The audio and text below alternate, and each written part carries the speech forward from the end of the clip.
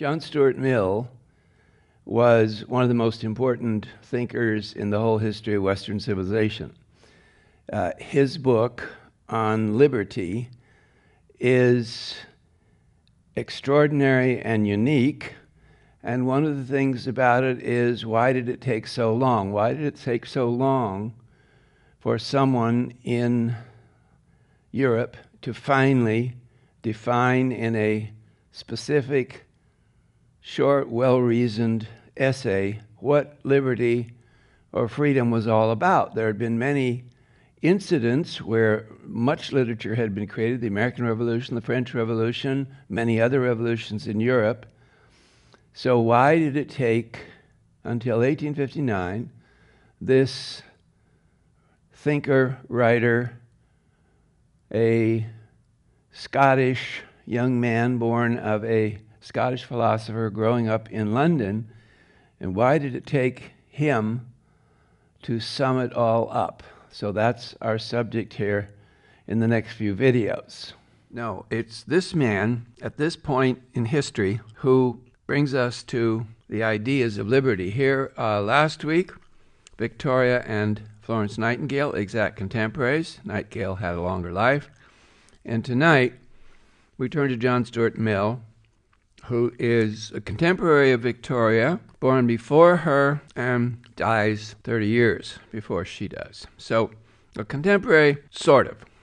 I mean, there's no question he's Victorian. So why our whole evening here? Why an evening dedicated to John Stuart Mill? Well, he's a Victorian in every possible way. That is, he's a Victorian in the sense that Victorians were reformers. No question about it. They were reformers. And he and his wife, who were both reformers, campaigners, they were part of that group of Victorians who were working to improve English society in the 19th century. And that's the core of Victorian England. That Victorian England is filled with reformers. You already know about the Reform Bill in 1832. That wasn't the end of it. It kept right on going, 1840s and 50s and 60s and 70s, and Prime Minister Disraeli, about whom we will talk, and Prime Minister Gladstone, they were all reformers. Whether they were liberals or a conservative didn't matter. And Mill is, in my opinion, my humble opinion, the quintessential Victorian reformer of the 19th century. His insight came to him after a youth of massive study, incredible multilingual skills and scholarship, homeschooling from a brilliant father, and then some life experiences, all of which added up to his insight paired with his wife, and the two of them came together and understood what was happening in the 19th century. There were revolutions going on, which they knew about in France and elsewhere. They knew what England was. They knew what was happening in England. They were in no way blind to air pollution, street pollution, unemployment, little boys scaling up chimneys to clean the chimneys. They knew all of these things, just the way Dickens did. But Mill had the opposite reaction to Dickens. Dickens had a somewhat fate-filled version in which he could not really see how everything would get better.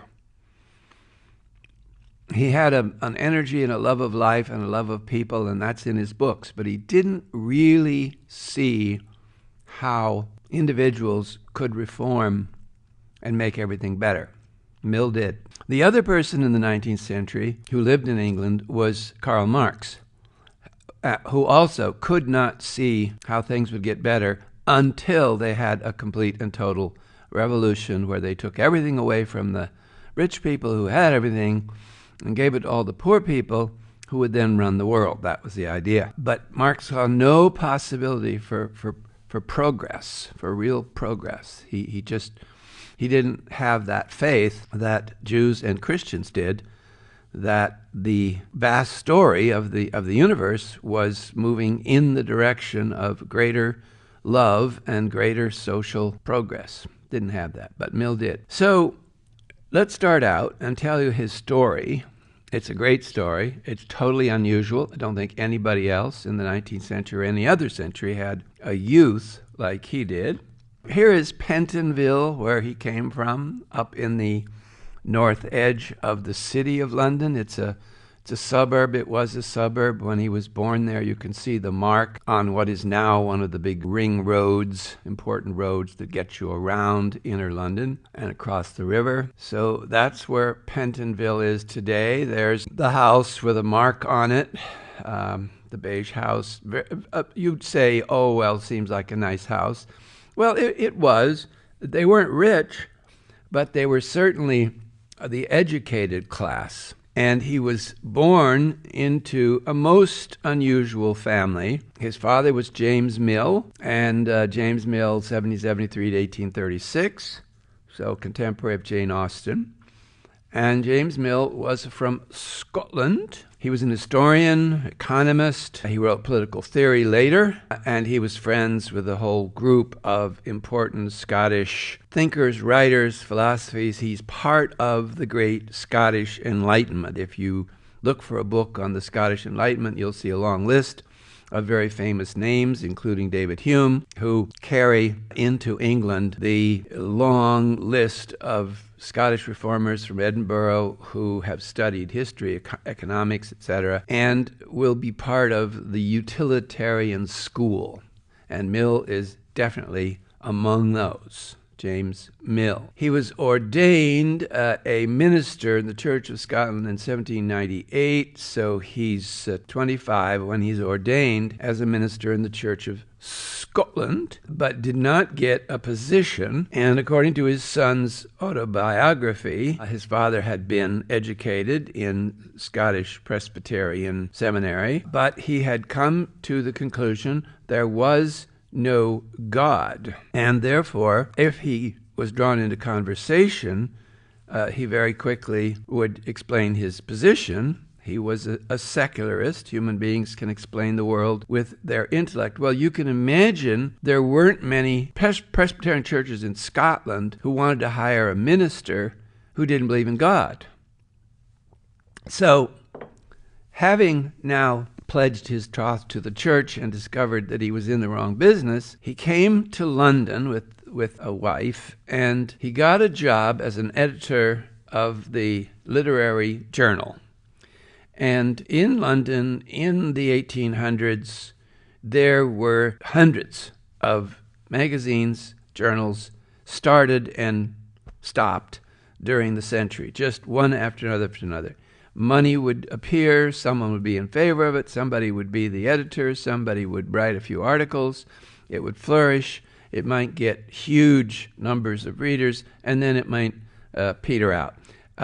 Dickens did this several different times in London. So in the 1850s and 60s, he started and stopped a number of magazines. So what we see, Mill came to London, and the 19th century English social situation and London city situation was there were so many ideas in circulation. There was so much excitement about newspapers and things happening that someone like Mill, who really had no particular background to recommend him to anybody, could get a job on a little literary journal and just make it, for some years, maybe doing other things too, and support a wife and maybe a few kids. So that's what he did. He was the editor of this collection of articles about all kinds of reforms that were being proposed and suggested. And then book reviews, of course, and submissions of poetry and submissions of little stories and things. And that's what the literary journal was, sort of like the old New Yorker, the kind of mix.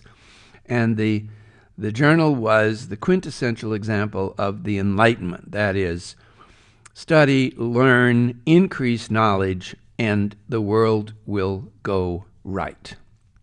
More knowledge, the more we get, the better things will be.